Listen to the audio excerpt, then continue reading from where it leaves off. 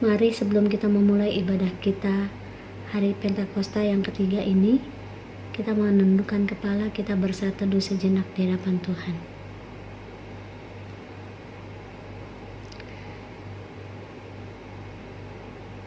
Sebab Engkaulah yang membentuk buah pinggangku, menenun aku dalam kandungan ibuku.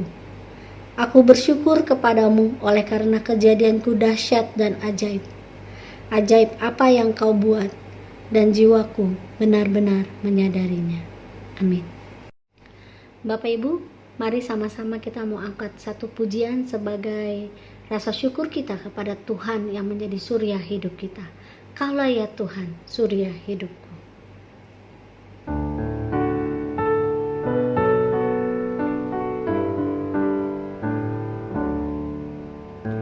Kaulah ya Tuhan, surya hidupku. Asal kau ada, yang lain tak perlu. Siang dan malam Engkau ku kenal. Di hadiratmu jiwaku tenang. Kaulah hikmatku, firman hidupku. Kau besertaku dan ku sertamu. Engkau Bapa-Ku, aku anak-Mu. Denganmu Tuhan, ku satu penuh.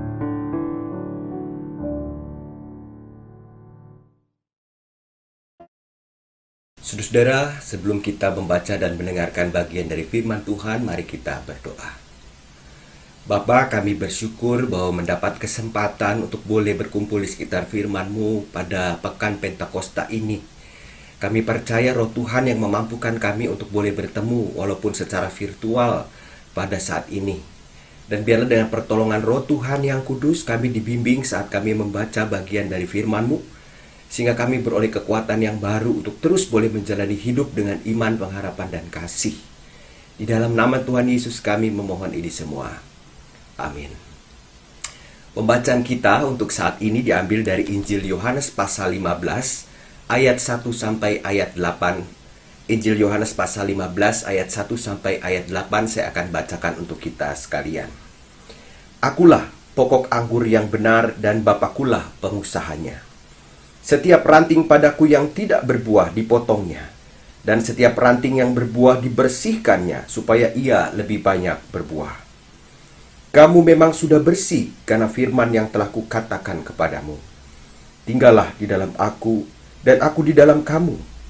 Sama seperti ranting tidak dapat berbuah dari dirinya sendiri kalau ia tidak tinggal pada pokok anggur, demikian juga kamu tidak berbuah jikalau kamu tidak tinggal di dalam aku. Akulah pokok anggur dan kamulah ranting-rantingnya. Barang siapa tinggal di dalam aku dan aku di dalam dia, ia berbuah banyak. Sebab di luar aku, kamu tidak dapat berbuat apa-apa. Barang siapa tidak tinggal di dalam aku, ia dibuang keluar seperti ranting dan menjadi kering, kemudian dikumpulkan orang dan dicampakkan ke dalam api lalu dibakar. Jikalau kamu tinggal di dalam aku, dan firman-Ku tinggal di dalam kamu, mintalah apa saja yang kamu kehendaki, dan kamu akan menerimanya. Dalam hal inilah Bapa-Ku dipermuliakan, yaitu jika kamu berbuah banyak, dan dengan demikian kamu adalah murid-murid-Ku. Demikian saudara pembacaan Alkitab. Berbahagialah kita yang mendengar firman Allah dan yang memeliharanya di dalam kehidupan kita. Terpujilah nama Tuhan. Saudara-saudara, adalah impian dari setiap mahasiswa untuk tiba di akhir studi dan tentu lulus. Sebab studi tahun demi tahun yang dijalaninya telah selesai dan dia dapat melanjutkan ke jenjang berikut jika menghendaki demikian, ataupun menggunakan ilmunya untuk mulai bekerja, untuk membangun karir atau bahkan membuka usaha. Saudara, di dalam perjalanan seorang mahasiswa, proses penulisan skripsi atau karya tulis akhir itu menjadi hal yang harus ditempuh. Dan ini menjadi sebuah proses yang menguras pikiran, tenaga, dan waktu. Tidak sedikit mahasiswa yang kemudian harus mengulang penulisan skripsinya atau bahkan berhenti di tengah jalan karena gagal di dalam menempuh proses ini dengan berbagai kendala.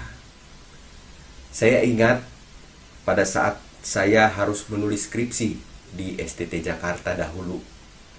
Setelah proposal saya selesai buat, lalu saya mulai penggalian data, menyusun wawancara, menganalisa data, dan di dalam rangkaian yang cukup melelahkan itu, saya ingat, dan ini rasanya setiap mahasiswa juga mengalami, peran dari satu orang yang telah menjadi semacam juru selamat, katakanlah demikian, bagi saya, yaitu peran dari dosen pembimbing. Dosen pembimbing saya waktu saya menempuh sarjana di STT Jakarta itu adalah sekarang sudah emeritus, Pendeta Lazarus Purwanto. Bersama Pendeta Lazarus sejak awal penulisan skripsi sampai persidangan itu saya tempuh dengan intens. Saya betul-betul menempel, betul-betul intim, betul-betul akrab dengannya, katakanlah demikian. Beberapa kali saya ke rumahnya, bahkan saya menggunakan beragam media melalui faksimili, email, telepon, dan itu dilakukan demi satu tujuan yang sudah kami sepakati di awal, yaitu skripsi ditulis dengan baik, layak untuk disidang, dan tentu supaya Pendeta Lazarus juga dapat bertanggung jawab saat dia dipercaya untuk menjadi dosen pembimbing saya. Puji Tuhan, Bapak Ibu, proses yang kami jalani itu dalam keintiman, dalam kedekatan, dalam keakraban itu berbuahkan hal yang baik. Saya lulus, memuaskan, dan pengalaman ini menjadi pengalaman yang berkesan, proses yang memacu saya untuk terus boleh mempelajari banyak hal baru. Bapak Ibu saudara-saudari, proses adalah serangkaian tindakan di dalam kita mencapai tujuan tertentu. Dan setiap hari kita melaksanakan banyak sekali proses. Mulai dari proses yang sederhana, Bapak Ibu, waktu kita mandi, makan, ya, tidur, ada prosesnya. Sampai proses yang menyita begitu banyak tenaga, waktu, dan perhatian kita. Seperti misalnya mendidik, memelihara anak-anak, atau melaksanakan tugas dan tanggung jawab kita, pekerjaan kita.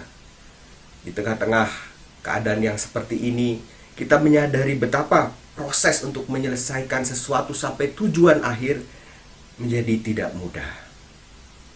Dan memang semua proses akan menemui kendala. Ada kalanya masalah-masalah muncul. Bisa jadi Bapak Ibu, kita masalahnya ada di kita pada saat kita masih memendam kebencian karena telah disakiti oleh orang yang menyakiti kita. Dan di dalam kebencian itu kita kemudian jadi sulit kerjasama.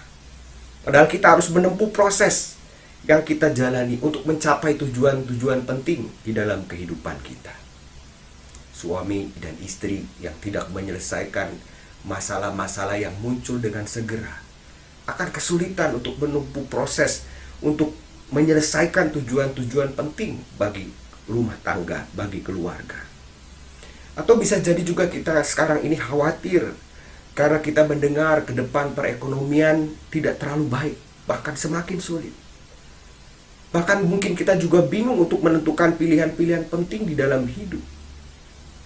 Proses yang kita jalani dalam hidup ini memang tidak selalu mudah. Dan Bapak Ibu saudara-saudari, pada saat keadaan seperti itu, tanpa intervensi yang segera, kita dapat mundur ke belakang di dalam proses kehidupan kita. Atau kita tidak kemana-mana. Bapak Ibu saudara-saudari, bacaan Injil kita pada saat ini, kita menyaksikan Yesus mengatakan hal yang penting bagi murid-muridnya. Menjadi seorang murid Yesus, Bapak Ibu, adalah menempuh sebuah proses. Dan kalau kita lihat bacaan kita saat ini ada di dalam konteks di mana saat Tuhan Yesus kelak tidak lagi bersama-sama dengan mereka secara fisik untuk mendampingi sebagai guru, sebagai juru selamat. Dan bagi seorang murid tidak lagi didampingi secara fisik, itu merupakan ujian dari integritas mereka.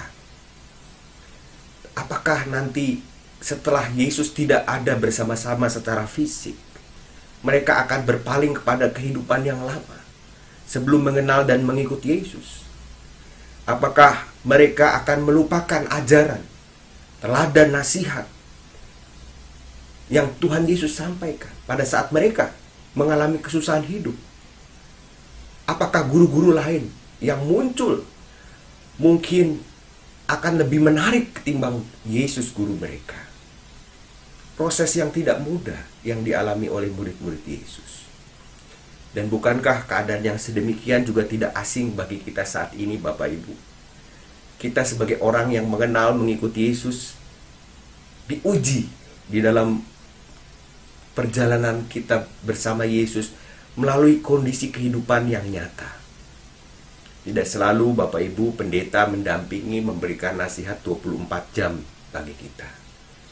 Tidak selalu pesan khotbah yang kita dengarkan, kita simak dengan mudah kita terapkan pada saat kita menghadapi masalah kehidupan yang begitu pelik.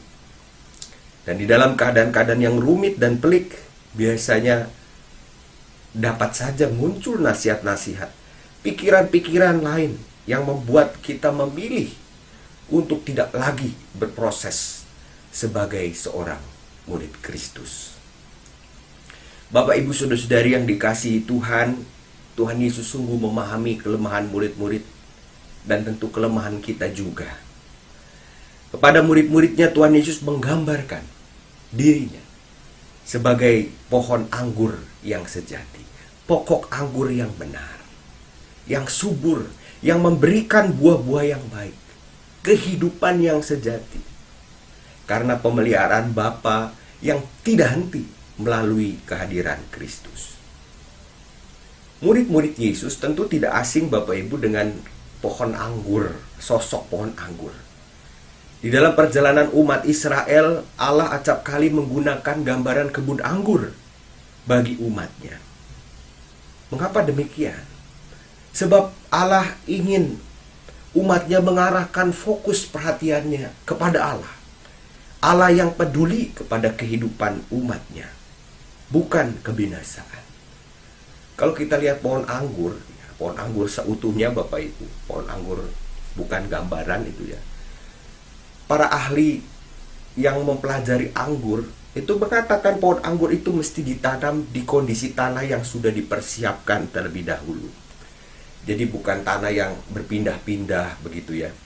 Mesti disiapkan. Sesudah ditanam, pohon anggur mesti dirawat secara intensif. Dijaga dengan penuh kewaspadaan, ada menara jaga untuk menghindari pertumbuhan dari pohon anggur terhambat.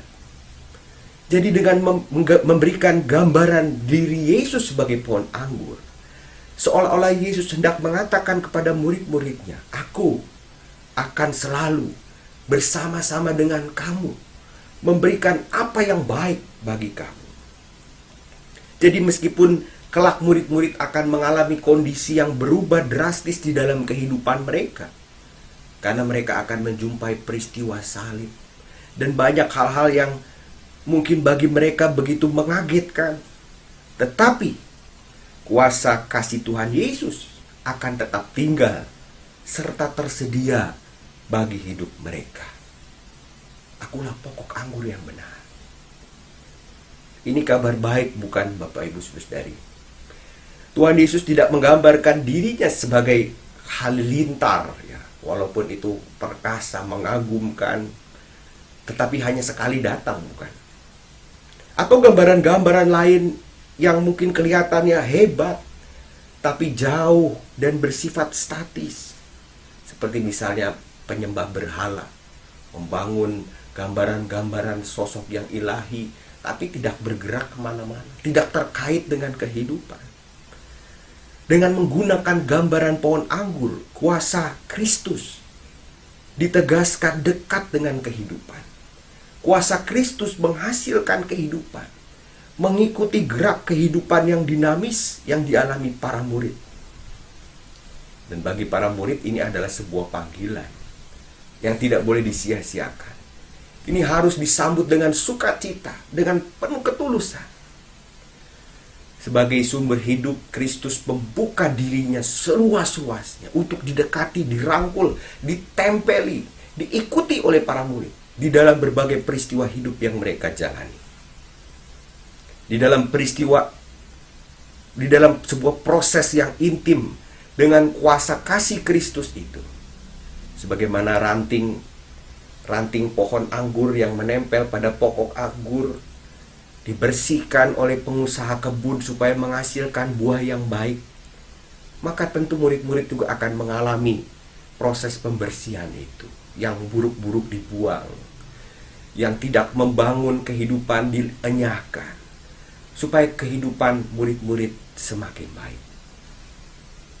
Di dalam keintiman, kedekatan, proses menempel itu, tentu perlahan-lahan pikiran dan hati murid-murid Yesus itu menjadi semakin serupa Kristus, bukan?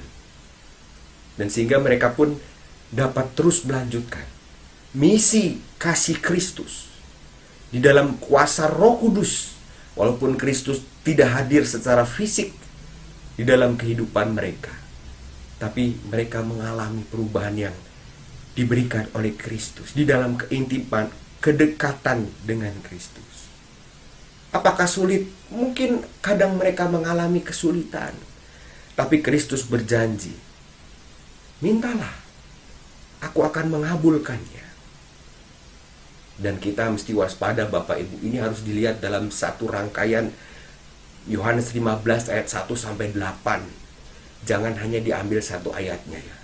Permintaan yang Tuhan Yesus maksudkan di sini di dalam doa yang murid-murid naikkan adalah permintaan terkait dengan misi sebagai murid Kristus. Dan itu pasti akan dikabulkan oleh Kristus. Itu pasti akan dikabulkan oleh Kristus.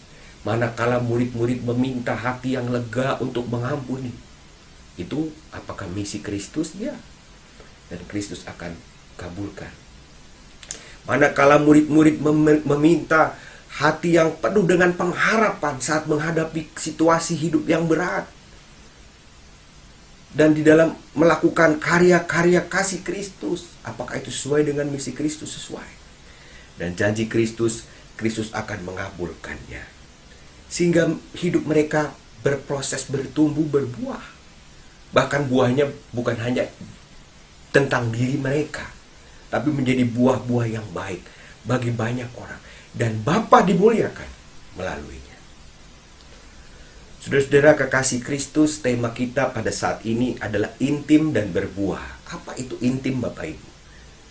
Di dalam Kamus Besar Bahasa Indonesia yang kita miliki, intim itu akrab, karib, rapat. Dan kalau kita perhatikan, memang di dalam kehidupan kita ada beberapa jenis relasi yang mungkin terjadi, Bapak Ibu. Dari yang paling jauh, itu relasi yang asing. Lalu berlanjut lebih dekat, kenalan. Kita kenalan dengan orang, ya, relasi kenalan, itu kenalan saya, ya. Lebih dekat lagi Bapak Ibu, ada teman jauh, terus teman dekat, teman kita, teman waktu dulu sekolah. Lebih dekat lagi ada sahabat. Lebih dekat lagi ada keluarga kita yang membesarkan, mendidik kita. Lebih dekat lagi ada kekasih kita, suami istri kita. Lebih dekat lagi ada darah daging kita, anak-anak. Itu beberapa jenis relasi dari lingkup yang jauh sampai yang sangat dekat. Dan kalau kita hayati relasi yang sangat dekat, ya, misalnya dengan suami istri, dengan anak-anak, itu adalah relasi yang dipenuhi dengan tindakan saling memberi pengaruh di dalam kehidupan kita. Ya. Makanya hati-hati Bapak Ibu ya, kalau anak kita mungkin emosian, kita jangan buru-buru marah, ini kok anak saya begini. Kita mesti berkaca, apa yang dia lihat dari diri saya. Karena relasi yang dekat itu saling mempengaruhi satu sama lain. Ada suami istri yang menikah puluhan tahun, lalu temannya berkomentar, kok kalian ini makin lama makin mirip. Ya, seperti itu. Relasi yang dekat akan memengaruhi satu sama lain. Dan dengan Kristus, Bapak Ibu, sesuai janji Kristus, relasi yang intim yang kita jalani bersama dengan Kristus akan menghasilkan buah-buah kehidupan. Itu Kristus yang mengatakan, pasti akan menghasilkan buah-buah di dalam kehidupan. Nah, oleh sebab itu kita harus merenungkan pada saat ini. Relasi seperti apa yang sudah kita jalin dengan kuasa Kristus? Apakah Bapak, Ibu, dan saya kita percaya bahwa melalui kedekatan kita di dalam kasih Kristus, di dalam ketaatan kita kepada pengajaran, kita mendapat pemeliharaan Bapa yang membawa hidup. Bapa terus bekerja sampai saat ini. Kristus sudah membuka jalan bagi kita ke situ. Dan Bapa terus memelihara. Tapi masalahnya apakah kita percaya?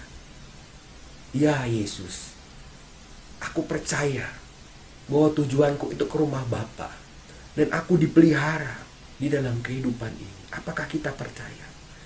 Apakah kita mau dipelihara oleh Bapa melalui firman-Nya? Kadang memang firman-Nya itu tegas, tapi berujung pada pembaruan hidup kita.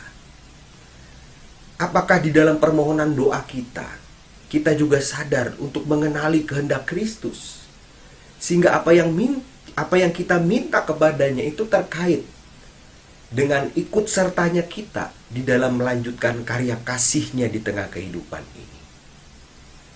Apakah kita mengamini bahwa buah-buah yang diberikan Yesus bagi hidup kita itu tidak pernah boleh berakhir bagi diri kita sendiri, tapi bagi kemuliaan Bapa, bagi pengagungan Kristus sebagai guru kita. Orang-orang lain bisa melihat kita, ya, dan orang lain akan dengan mudah berkata, oh, Kristus adalah sungguh baik. Lihatlah, Kristus hidup di dalam kehidupan Bapak itu, di dalam kehidupan ibu itu, di dalam kehidupan anak itu. Proses yang dijalani bersama dengan Kristus kentara dirasakan oleh orang-orang sekitar. Saudara kekasih Kristus, kalau kita lihat, ya, tadi saya sudah katakan ada beberapa tipe relasi, mulai dari yang jauh paling dekat. Sekarang coba bayangkan di dalam keadaan rumah kita, ya, orang-orang yang datang ke rumah kita, cara kita mengizinkan, ya, orang itu untuk masuk ke rumah kita itu terkait relasi kita dengannya, ya. Orang-orang asing, Bapak Ibu, itu biasanya di luar pagar, ya. Tukang sampah, tukang sayur, ya. Tidak mungkin dia masuk ke kamar tidur kita. Kita jaga untuk di luar pagar. Lalu kenalan kita mungkin ya nggak di luar pagar, masuk di teras, ya. Ngobrol, ya. Tunggu sebentar ya, Pak RT, ya. Petugas, ya. PLN, teras. Teman-teman kita masuk di ruang tamu. Teman dekat mungkin ke ruang keluarga kita, ya, ngobrol-ngobrol. Kekasih kita, suami, istri, darah daging kita ada di mana? Apa di luar pagar? Tidak, Bapak Ibu. Mereka boleh leluasa masuk di dalam setiap ruangan rumah kita. Karena bagian dari kehidupan kita. Nah, Bapak Ibu, saudara-saudari, seumpama kita juga memiliki ruang-ruang di dalam kehidupan kita saat ini. Kita boleh bertanya setelah membaca Yohanes 15 yang penuh kabar baik ini. Di manakah Kristus kita izinkan berada? Apakah kita mau menjadi intim dengan Kristus?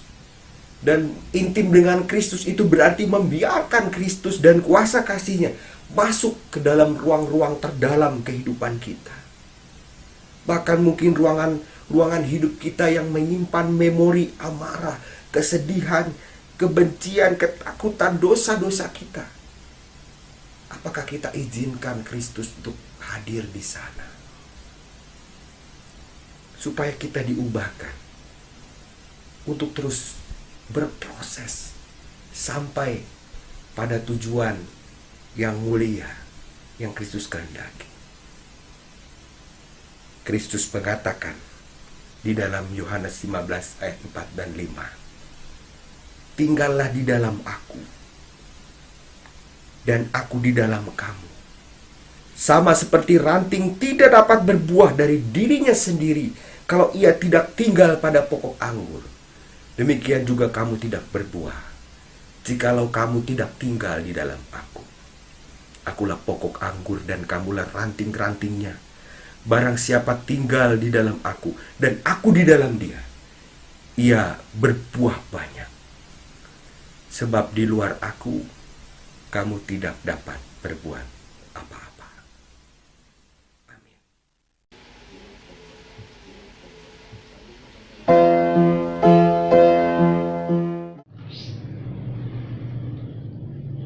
Halo,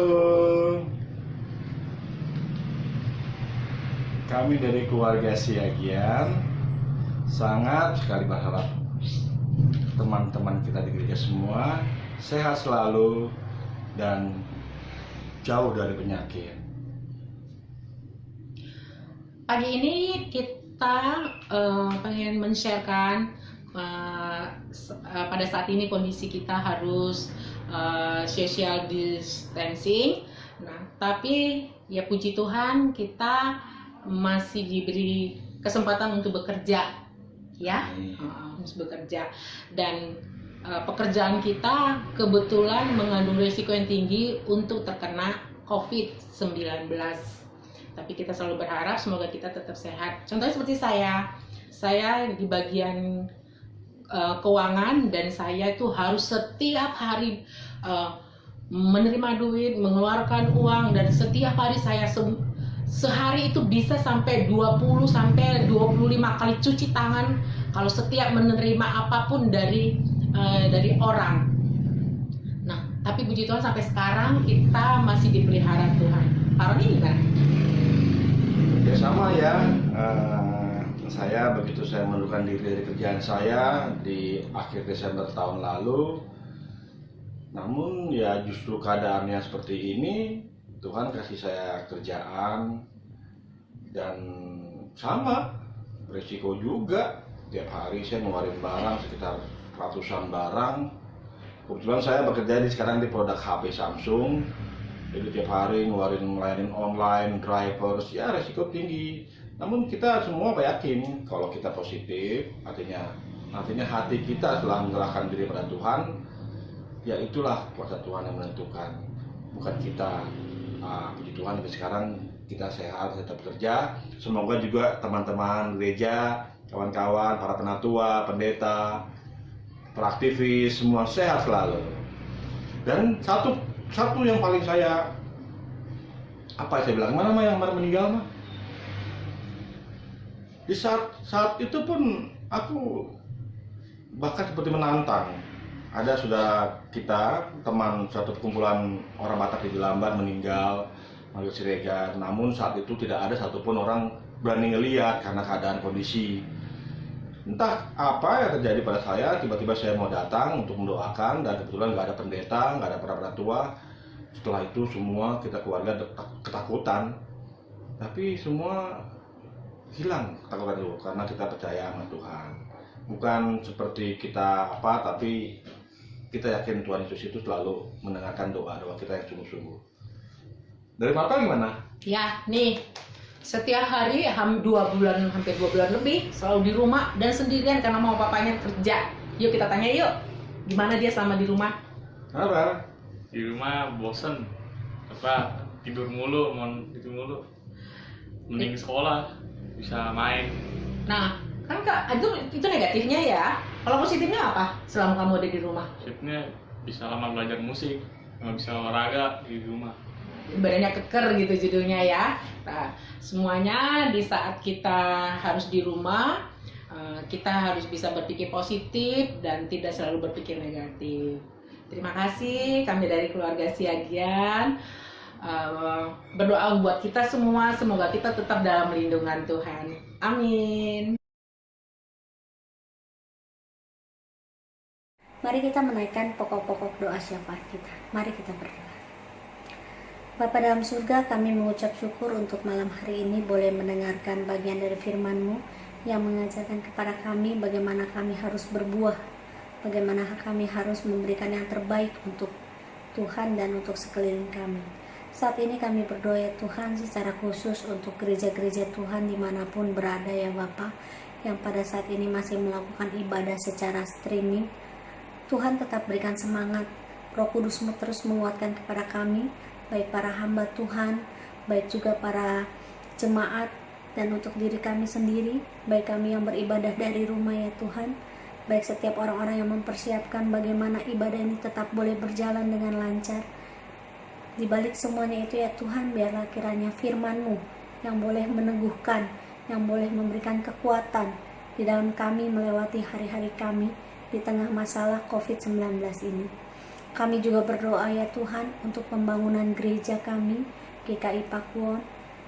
Tuhan, kami percaya ketika Engkau yang telah memulai pekerjaan ini, Tuhan juga yang akan menolong dari setiap diri kami di dalam membangun gereja ini, proses hari demi hari, sehingga pada harinya nanti ya Tuhan, gereja ini boleh selesai dengan tepat waktu dan bisa dipakai dengan baik, sehingga ketika kami beribadah, sungguh-sungguh ya Tuhan, melalui gedung ini kami boleh memberikan buah juga untuk Tuhan, sehingga kami boleh membawa jiwa-jiwa yang baru kepada Tuhan.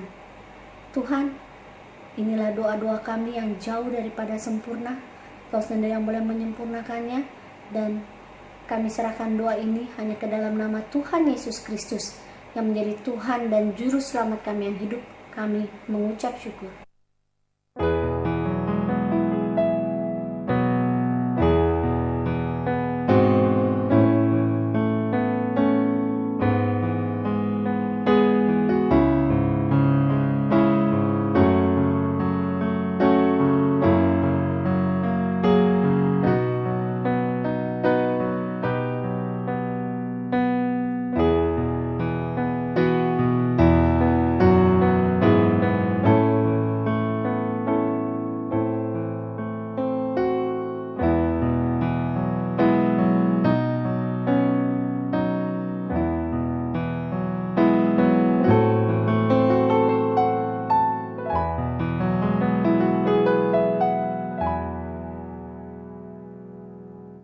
Amin. Kita akan menutup ibadah hari Pentakosta kita yang ketiga malam hari ini. Kita mau menyatakan Yesus di dalam hidup kita. Walaupun kita hidup di dalam dunia yang penuh cemas, tapi mari kita berbuah. Kita mau memberikan yang terbaik. Kita mau menyatakan Yesus di dalam hidup kita di dunia yang penuh cemas.